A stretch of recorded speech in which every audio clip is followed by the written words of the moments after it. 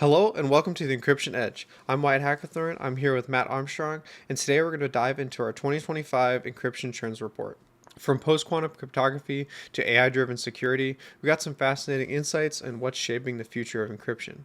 We'll also explore the impact of regulatory shifts, cloud migration, and the rising costs of data breaches.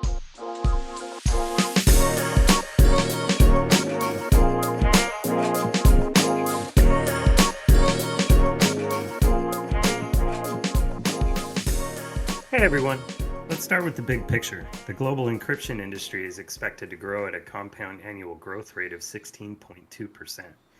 And the encryption software industry is going to see about a 15.5 billion increase in 2025. That's massive. Yeah, and it's being driven by three major trends: post-quantum cryptography, AI-driven encryption, and cloud-native encryption solutions. Businesses are making encryption a priority, with 79% of organizations now having enterprise-wide encryption strategy, which is up from the nearly 70% back in 2023. Yeah, it's not just strategy. 54% of organizations now are increasing their encryption budgets in 2025. And the biggest spend? Cloud encryption solutions. So, let's talk about post quantum cryptography readiness, my favorite topic. Quantum computing is no longer far way out. We've been talking about it for years, but now it's a real security threat, and companies are taking notice. 67% of security leaders see quantum computing as a major risk, but here's the problem. Only 22% of organizations have started planning for post quantum cryptography. Yeah, and that's kind of where the problem lies, especially when industries like finance and defense are leading the way for that quantum readiness. If organizations wait too long, they're going to risk falling behind and they're going to have to address those problems when the problem is upon us. Yep. And, don't forget, NIST finalized the four PQC algorithms last year. We have Crystal's Kyber for secure key exchange, Crystal's Dilithium for authentication, Falcon for compacted digital signatures, and Sphinx Plus for stateless hash-based digital signatures. Organizations should start testing and implementing these algorithms now, not later.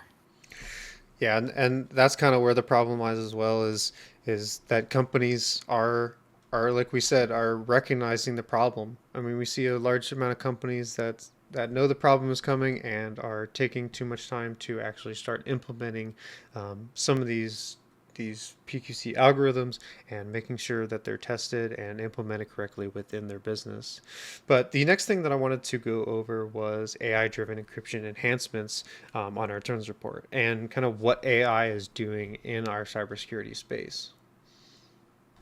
Yep, AI is changing the game. 74% of organizations are now leveraging AI for encryption, and it's making a huge impact.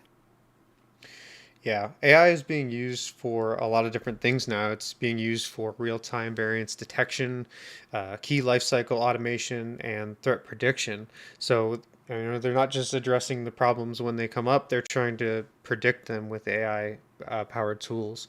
Nearly 58% of critical infrastructure organizations are already using AI powered encryption solutions, which is up from the uh, almost 45% last year. Yeah, and the benefits, AI driven encryption is reducing breach response times by 32%. It's also helped organizations cut down on human errors by 40%. That's pretty significant.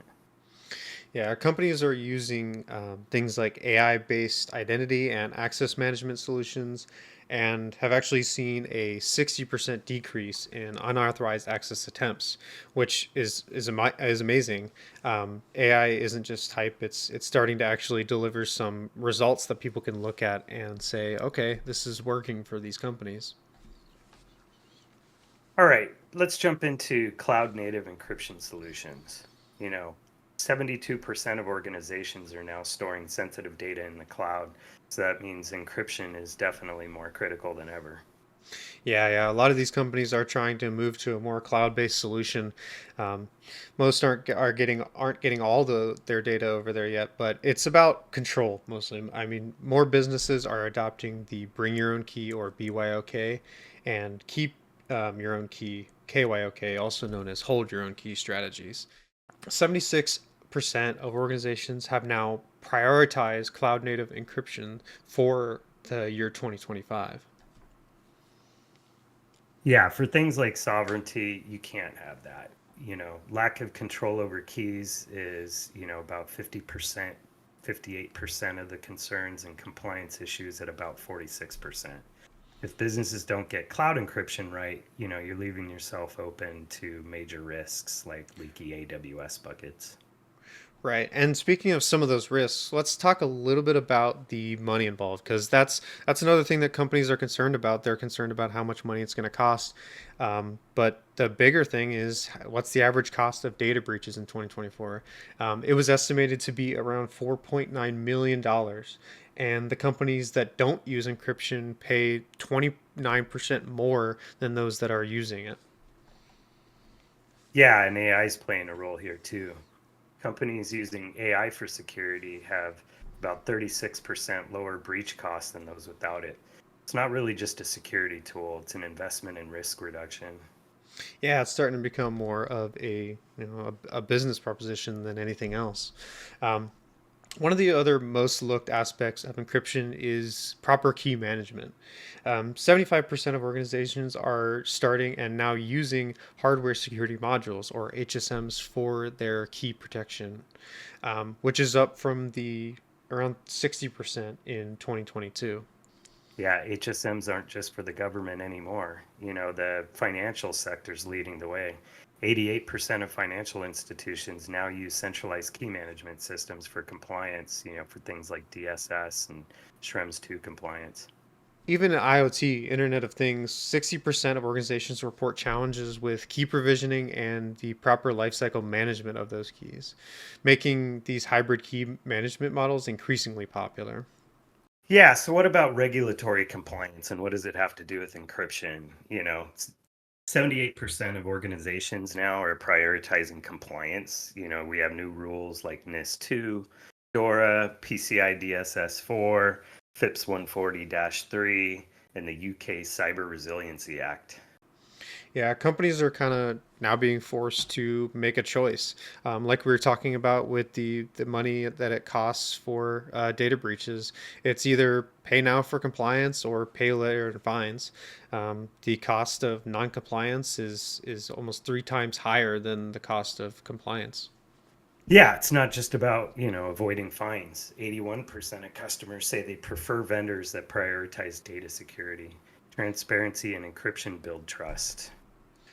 Yeah, I think going over it's PQC AI driven tools and this kind of cloud migration are some of the more important things that are coming up in 2025 and driving the cybersecurity space.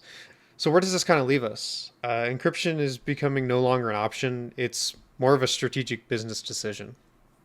Yeah, and businesses that don't adapt, they risk higher costs, compliance failures, and security breaches. The good news, the right encryption strategy can mitigate all these risks, can protect data and improve trust. All right, that's going to about wrap us up for today's episode. If you guys have any topics or things that you want us to cover, go ahead and email us at info@encryptionconsulting.com or leave us a comment if you're over there on YouTube. Be sure to subscribe for more deep dives into encryption, security trends, and best practices. Until next time, stay secure.